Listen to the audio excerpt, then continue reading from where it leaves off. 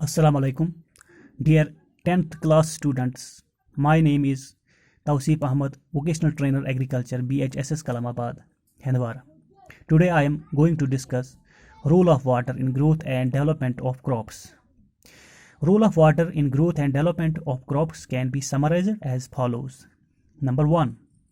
Water is important constituent of protoplasm. Number 2. It helps to maintain turgidity of cell wall. किस तरह water turgidity of cell wall maintain करता है? Due to osmosis. When water enters into the cell with the help of osmosis. Now what is osmosis? It is a movement of water molecules from high water concentration to low water concentration through a selectively permeable membrane और plasma membrane. जो cell होती है plant cell, इसमें cytoplasm होता है, nucleus होता है, cell wall होता है, plasma membrane. Inside cell wall is a plasma membrane. तो जब ऑस्मोसिस की वजह से वाटर एंटर होता है, वो inner contents of cell press करता है टूवर्ड्स द सेल वॉल, तो जिसकी वजह से turgidity of cell wall maintain होती है. Number 3, it acts as a solvent. Water ऐसा मीडियम है जिसमें हर कोई डिजॉल्व होता है, चाहे वो न्यूट्रिएंट्स हो, कुछ भी हो. Water acts as a solvent as it dissolves various nutrients present in the soil. It forms about 90% of plant body. जो प्लांट बॉडी होती है उसमें 90% पानी होता है प्लांट बॉडी में. It is also essential for translocation of nutrients. What is translocation of nutrients? जो nutrients soil में होते हैं वो डिजॉल्व होते हैं वाटर में, और जब वो रूट्स थ्रू प्लांट में दाखिल होते हैं तो ट्रांसलोकेट हो जाते हैं through to different parts of the plant, जिसको हम ट्रांसलोकेशन कहते हैं. From one part of the plant to other part of the plant, तो उसको हम ट्रांसलोकेशन कहते हैं. सो वाटर उसमें एक अहम किरदार अदा करता है. It regulates the temperature and cools the plant.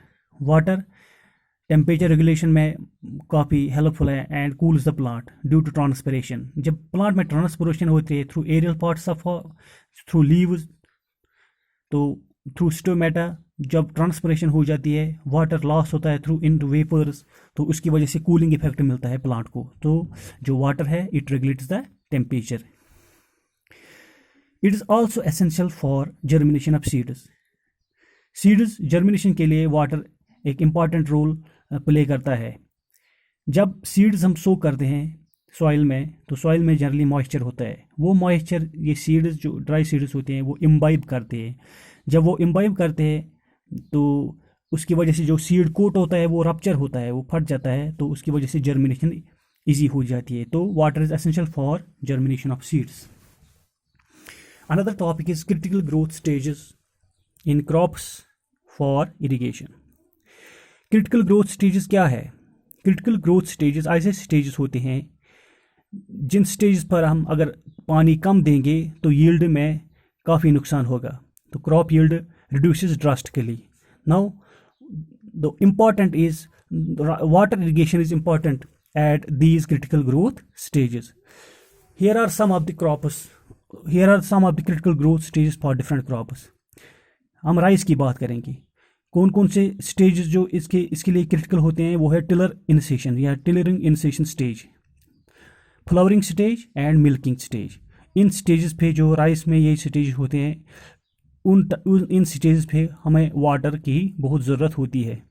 तो generally 900 to 2500 millimetre water requirement rice के लिए ज़रूरी होती है ड्यूरिंग क्रॉप ग्रोथ.